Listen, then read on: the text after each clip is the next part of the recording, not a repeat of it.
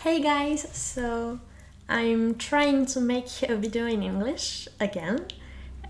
Please be indulgent with me because it's hard for me. Um, it's mostly for my friends on the Discord too, so you can watch me. Hi guys! um, Today I have prepared a fun little game. I have pieces of papers with tropes in this bag, and I have pieces of papers with characters in this bag. So I'll pick randomly a trope, and then I'll pick characters, and then I'll have to make up a story with the trope and the characters. I think it might be fun. I haven't seen this done on other channels, but it has probably been done because it's not very original.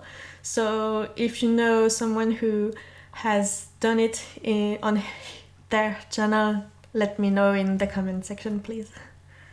So, first,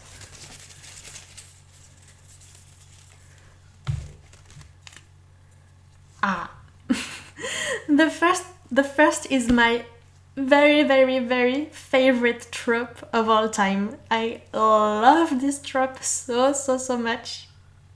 I love it. It's found family, and I have to draw 4 characters, so we can have a real found family. It doesn't work with only 2. So, the first member of our found family would be Sansa Stark from Game of Thrones. Interesting.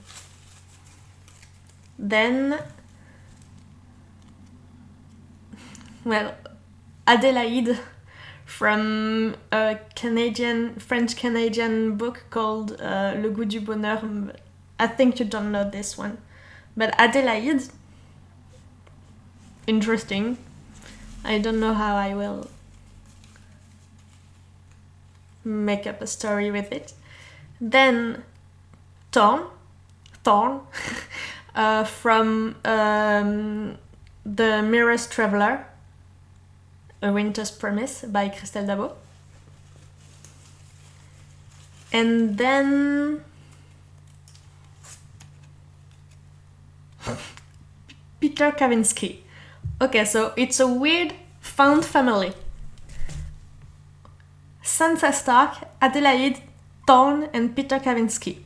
So Peter Kavinsky obviously is he's confident. He's like he doesn't have family issues. I think he does actually. I think he does have family issues with his dad. But I think like he's confident, he's well in his head, he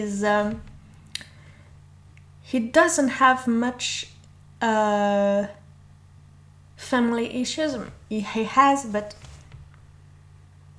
I don't know. Like I see him as a cool guy, and he will be like the cool brother of the group. Then there's Sansa, who has basically lost her family because she's been taken away from her family. So it will be nice for her to meet a cool guy like Peter Kavinsky and be like brothers and sisters and a sister. Then there's Thorn, who is not social at all, and he doesn't like people at all. So it's interesting to see him in a found family, because how will he fit into a family knowing that he's not very social?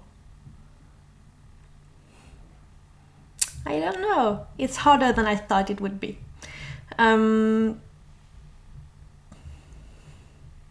Maybe Thorn first met Adélaïde And Adelaide would have easily taken Sansa and Peter Kavinsky inside her home, inside her family, because she's who she is.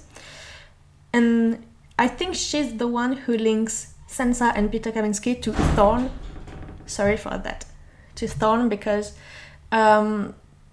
she's the most welcoming one. So maybe Thorne has lost everyone from his book. Like he lost his real family from his book, and maybe he meets Adelaide, and maybe she's it for him. Maybe. It's a weird fond family. I'm not sure I'm happy with it. It's weird.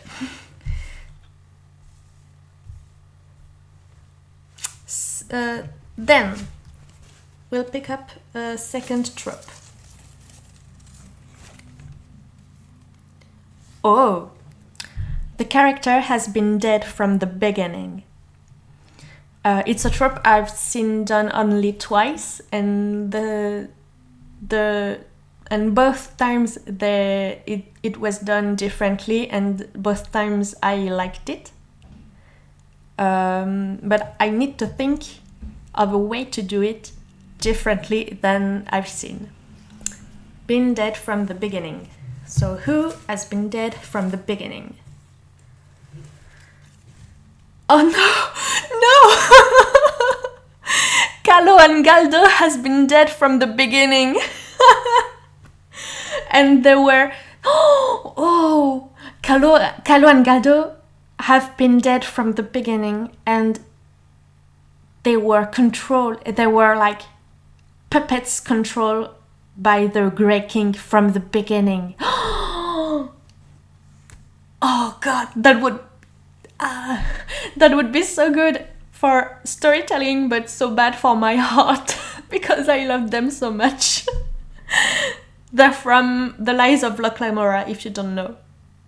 I haven't said for the others, like Sansa is from Game of Thrones, Peter Kavinsky is from Lara Jean, two of the boys I've loved before.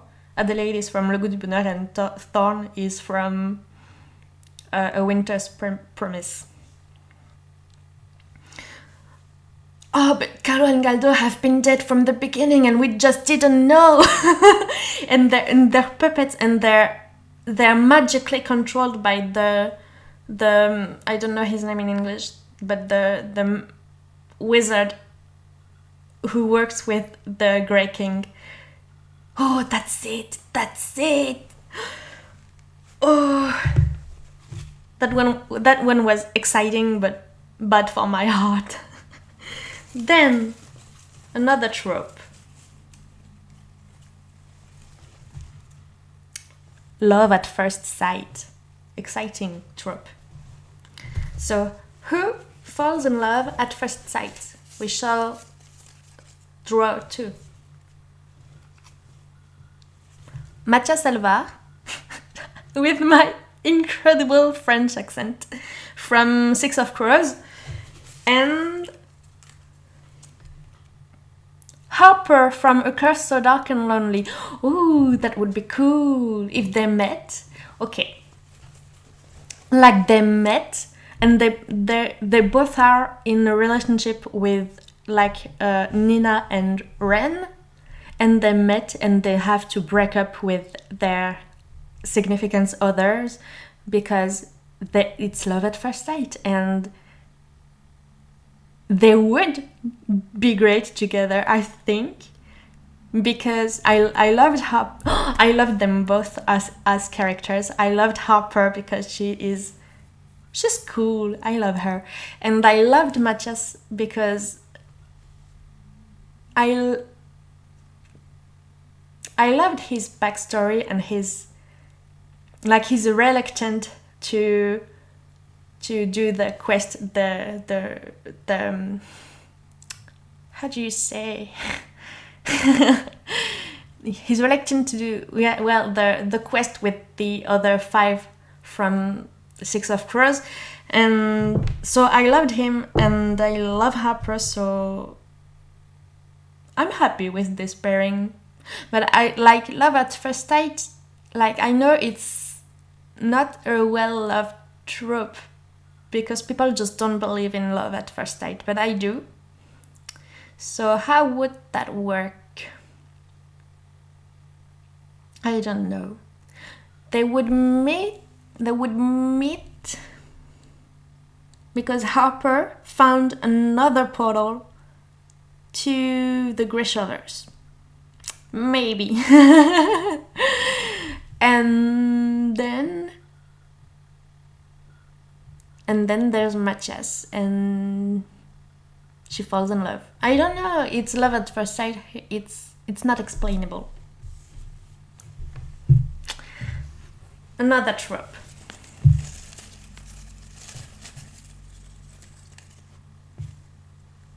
Ooh, friends to enemies. So who has been friends but are enemies now? Ophélie from Ophelia from A Winter's Promise by Christelle Dabo. And Dumbledore. Why would they be enemies? Like, I can see them as friends at first, but then they're enemies because Ophélie doesn't like being controlled and being manipulated, and she has been for a long time. She has been manipulated for a long time, and Dumbledore is a manipulator. So she realizes that, and she decides to not go along with it and to stop the relationship. Like, she wants to make her own choices and to be on her own path, and so she split with Dumbledore. They split ways with Dumbledore, and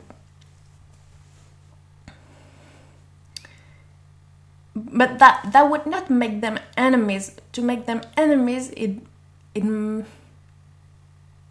would be a stronger conflict. What would make them enemies?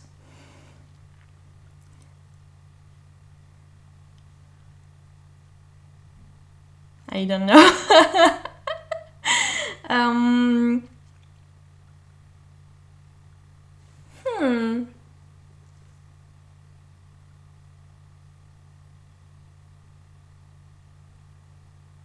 I don't know, because at the end, Dumbledore is fighting for the right side, and Ophélie is fighting for a side. I don't know if it's the right one or not, but yeah, we can say it's the right one. But they would not clash. You know what I mean? They would not be confronted. So I wouldn't. I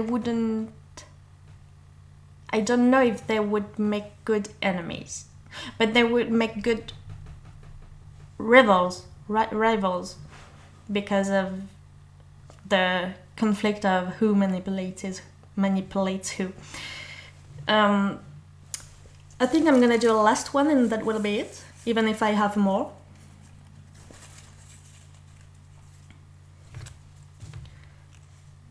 Oh, I don't like that one. Destined to be lovers. So, who has been destined to be lovers?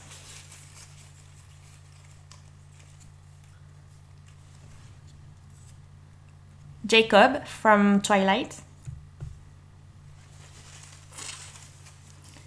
And and Draco from Harry Potter, Draco Malfoy. So, how would they be destined to be lovers? Because of a potion,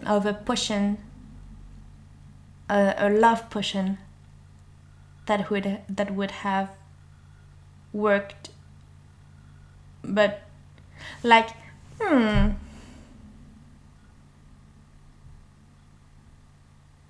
They would both have drank a love potion, but they were not the one destined to be drinking the potion, and it was a mistake. But the love potion made them destined to be lovers, like Tristan and Isolde. Tristan and Isolde. Like kind of like this story. They would not be a great pairing. They would not. I think I'll do a last one, because Destined to be Lovers is not a trope I love. So I'll do it once more. Time traveling, and I have to pick two, and the first one that I'll pick would be the time traveler, and the second one would be the one he meets back in time. So the time traveler is Hermione. How come? And she meets back in time Ray. Oh, Ray from The Promised Neverland. Oh no! Ray is my favorite character from The Promised Neverland. I love him so much. And how would that work? Because Ray's story is set in the 2040s, something like that. And Hermione's stories is set in the 90s. So she will go in the future. And oh my god, what she's discovering is terrifying, right? Because she's discovering the Promised Neverland universe, and it's terrifying, right? So she meets Ray, and she will try to help him, because she was into helping the house elves. Like, she doesn't like injustice, and she doesn't like oppression, and she doesn't like, inequality. So she will fight for Ray. She will meet him and she will fight for him, because he's being oppressed, he's being the victim of an injustice. So she will join them, Ray and Ray's family. She will join them, definitely. So I think that's it. Let me know if you enjoyed this video. And thumbs ups, and that's it. Subscribe and all that. See you later, alligator.